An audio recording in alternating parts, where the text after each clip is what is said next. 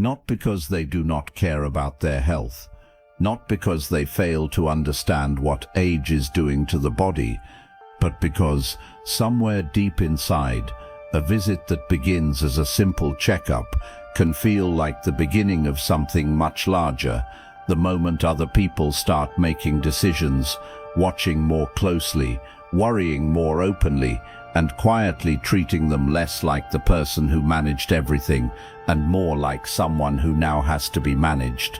So the pain gets minimized, the fatigue gets explained away, the appointment gets postponed one more time. He moved the appointment again, not because he forgot, not because he thought it did not matter, because saying yes to that appointment felt like saying yes to something much larger, and the words come out almost automatically, "I'm fine," but often they are not fine. They are protecting the last thing that still feels fully theirs. Picture an ordinary Tuesday evening. A man in his early 70s walks down a short flight of stairs to get something from the kitchen. His knee catches just slightly on the second to last step. He grabs the railing, not dramatically, just enough. He pauses for a breath longer than usual. Then he keeps walking as if nothing happened, because in his mind, nothing did happen. It was just a step. It was just a knee. It was just one moment among thousands of moments in a body that has carried him for 70-some years. He will not mention it at dinner. He will not mention it tomorrow. If his daughter calls this weekend and asks how he's doing, he will say the same two words he has said for decades: "I'm fine." This is not a single dramatic event.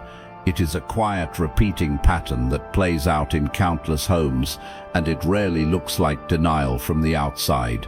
It looks like normal life, a missed step, a long pause before standing up from a chair, a sentence that trails off when someone asks how the doctor's visit went, followed quickly by, "Oh, it was nothing, just a routine thing." What is actually happening underneath that moment is more layered than it appears.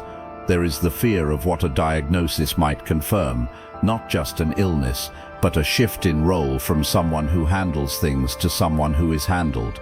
There is the instinct to guard one's own autonomy, the one thing that has defined an entire adult life. And there is something else, something quieter and harder to name, a worry about becoming a weight in the lives of people they spent their whole lives trying to lighten. These three feelings rarely arrive one at a time. They arrive together, in the same instant, in the same pause on the stairs. The fear of the diagnosis and the fear of losing one's footing and the fear of becoming a weight are not separate rooms in the same house. They are the same room, seen from three different angles. For many people of this generation, the instinct to minimize physical discomfort did not begin in their 70s. It was shaped decades earlier, often without anyone realizing it was happening at all. Many baby boomers grew up in households where complaining about pain, physical or emotional, was simply not part of the family vocabulary. A father went to work with a bad back because that is what providers did. A mother managed migraines with aspirin and silence because there was a household to run and no one available to run it for her. Suffering quietly was not framed as a problem to solve. It was framed as a quiet form of strength, something almost invisible that nonetheless held the family together. A child raised in that environment absorbs a simple, unspoken lesson.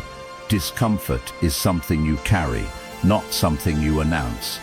Decades later, that lesson does not disappear just because the body has aged and the stakes have changed. It simply moves into a new chapter of the same story, the chapter where a sore knee or a missed word in conversation becomes something to quietly carry, rather than something to mention out loud. This is part of the explanation, but it is not the whole of it. Somewhere in the middle of adult life, most people in this generation became the person others depended on. The one who drove everyone to the hospital when something happened. The one who remembered every appointment, every medication, every detail no one else thought to track. the one whose calm presence in a crisis was simply assumed, the way you assume a chair will hold your weight without ever testing it first. Muddy, being needed in that way becomes part of who a person is. It shapes identity rather than simply flattering ego, and identity, once built, is not easily renegotiated, especially not by something as small and ordinary as a doctor's appointment. So when the body begins sending signals that something has changed, the threat is rarely just medical. It is the quiet, unspoken possibility that the role itself might be turning over, that the person who always managed things might now need looking after. For someone who built an entire sense of self around being capable, dependable, and steady, that possibility can feel less like aging and more like disappearance. This is often where families misread what they are seeing. An adult child notices their parent wincing while getting out of a car, or losing their train of thought mid-sentence more often than usual, and gently raises the subject. The parent deflects, changes the topic, insists again that everything is fine. From the outside, this can look like stubbornness. It can look like denial, or even like indifference to their own well-being. Sons and daughters sometimes walk away from these conversations feeling dismissed, frustrated, even a little hurt, as if their concern had been brushed aside without consideration. But stubbornness is rarely the accurate word for what is happening. What looks like resistance is often something closer to quiet self-defense. The parent is not refusing to engage because they do not care about the relationship. They are refusing to engage because acknowledging the problem out loud would mean acknowledging a shift they are not ready to name, not to their child, and sometimes not even to themselves. One particular kind of moment captures this more clearly than any explanation could. A daughter sits across the table from her father after a small fall in the backyard. He insists he simply tripped over a hose. She watches him a little more carefully than usual for the rest of the visit, the careful way he lowers himself into the chair, the slight hesitation before standing back up. She does not say anything else about it that day, but something has shifted in how she sees him, and something in him seems to sense that shift without either of them speaking it aloud. That unspoken exchange, repeated in different forms across countless households, is rarely about deception.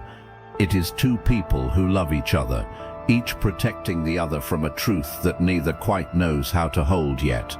What deserves real recognition here is the strength underneath this pattern, not just the difficulty of it. A lifetime of independence does not appear by accident. It is built through decades of solving problems without waiting for someone else to solve them first, of showing up for others even when no one was showing up in quite the same way for them, of carrying responsibility quietly because that is simply what the role required. That capacity for self-reliance has very likely carried this generation through job losses, family crises, financial setbacks, and circumstances that would have overwhelmed someone without that same internal steadiness. That same self-reliance, though, rarely stays useful without limit. The capacity that built a stable, capable life can also become the very thing that delays a diagnosis, hides a fall, or turns a real medical concern into something brushed aside as nothing, really. Treated as something that must never bend, independence can quietly become more dangerous than the symptom it was protecting against in the first place. This rarely points to a flaw unique to any one person. More often, it resembles an old habit, doing exactly what it was trained to do, in a new situation where it no longer fits quite as well as it once did. One more layer is worth sitting with for a moment. The fear of becoming a burden, which is perhaps the most misunderstood piece of the entire pattern. Being a burden in this context rarely means the literal cost of care, although that is sometimes part of it.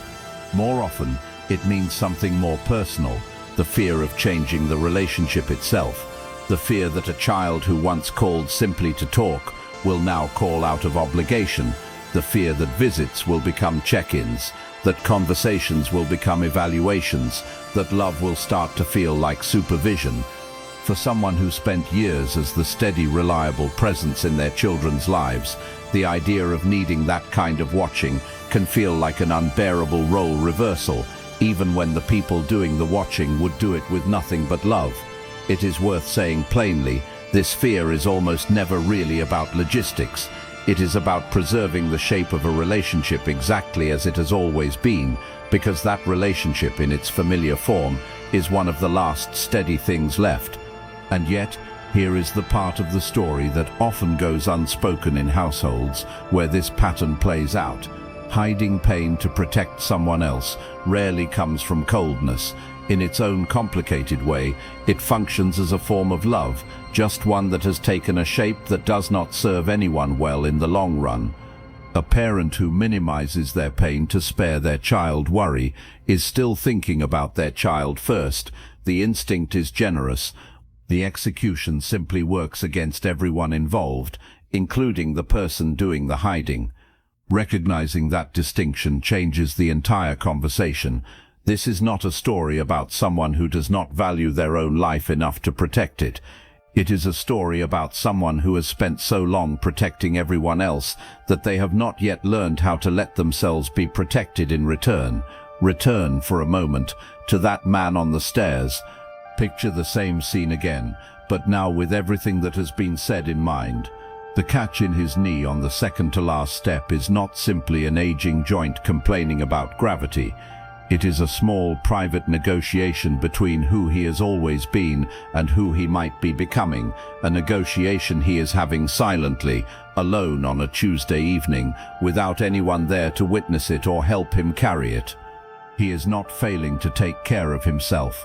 He is trying to take care of everyone, the way he always has, using the only tools he has ever known how to use. What might shift even slightly is not a demand that he suddenly becomes someone else. It is a softer possibility that asking for help is not the opposite of independence, but simply a different, equally valid expression of it. That allowing someone else to notice, to ask, to sit with the discomfort for a moment without immediately deflecting it, does not erase a lifetime of capability. It simply adds one more capability to the list. The capacity to be cared for, not only to provide care. For the families watching this pattern from the outside, something useful lives here too. The goal is rarely to force the issue, to insist, to demand answers in a way that makes the other person retreat further into denial. The more effective path is often quieter than that, staying present, asking gently and repeatedly without pressure, and making it unmistakably clear that needing help will never be treated as a failure in this particular relationship. None of this erases the real difficulty of watching someone you love minimize their own pain. It does not resolve every frustrating conversation or every dismissed concern, but it does offer a different way to understand what is happening underneath those moments. Not stubbornness, not denial for its own sake, but a lifelong instinct doing its best to protect something that matters deeply, even when the protection itself has become the harder path. The next time "I'm fine" comes out a little too quickly, a little too automatically, it may be worth remembering what that sentence is actually carrying. It is rarely just an answer to a simple question.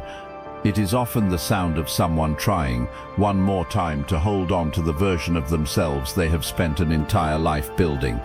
If you have heard someone say "I'm fine" a little too quickly, share your experience below. Sometimes the stories people hide are the ones that most need to be understood.